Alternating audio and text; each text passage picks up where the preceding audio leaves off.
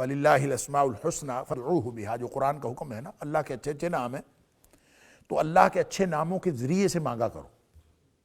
تو اللہ کے اچھے ناموں کے ذریعے سے مانگا کرو کا مطلب یہی ہے کہ جو آپ کو چاہیے اللہ کا ویسا نام لیں. امن چاہیے تو یا سلام کہیں یا مومن کہیں. آپ کو رحم چاہیے، رحمت چاہیے تو یا ارحم الراحمین کہیں. یعنی آپ اللہ کو پکاریں تو صحیح، اللہ کے ساتھ بات تو کریں.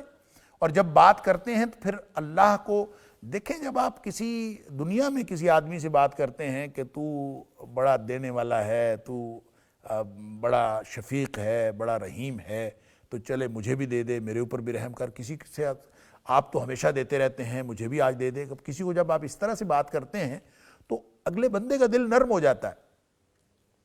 تو اللہ کی ذات، اللہ سے مانگنے کا طریقہ یہ ہے کہ آپ پہلے اللہ کی تعریف کریں.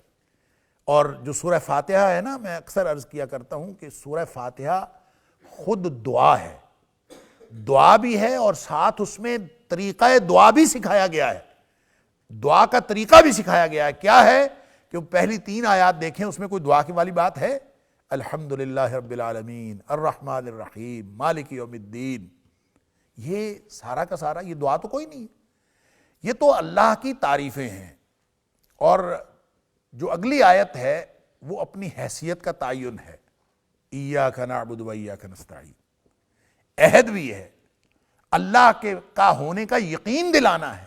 اللہ، یہ وفاداری کا عہد ہے. ایاک نعبد و ایاک نستعین. اللہ کسی اور سے تو میں مانگتا ہی نہیں، کسی اور کی تو میں بندگی نہیں کرتا، تیری بندگی کرتے ہیں ہم اور صرف تجھ سے مانگتے ہیں. جب انسان اللہ کو یہ کہتا ہے نا تو پھر اللہ تعالیٰ کی رحمت جوش میں آتی.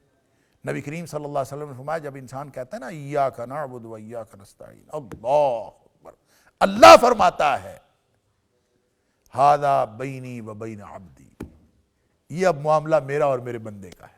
وہ بندگی میری کرتا ہے. اس نے کہا ہے ایاک نعبد، صرف تیری بندگی کرتے ہیں، و ایاک نستعین، اور صرف تجھ سے مدد مانگتے ہیں. تو پھر اللہ اس کو تنہا نہیں چھوڑتا.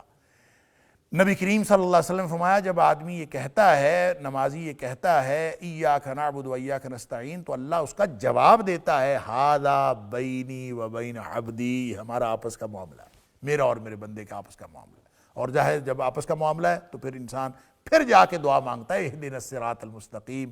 اور جب یہ معاملہ طے ہو گیا، اللہ کی تعریف ہو گئی، اپنا وفاداری کا عہد ہو گیا، اور پھر جو مانگا اہدنا الصراط المستقیم، تو اللہ فرماتا ہے وَلِعَبْدِي مَا سَأَلَ، میرے بندے نے جو مانگا میں نے اس کو عطا کر دیا.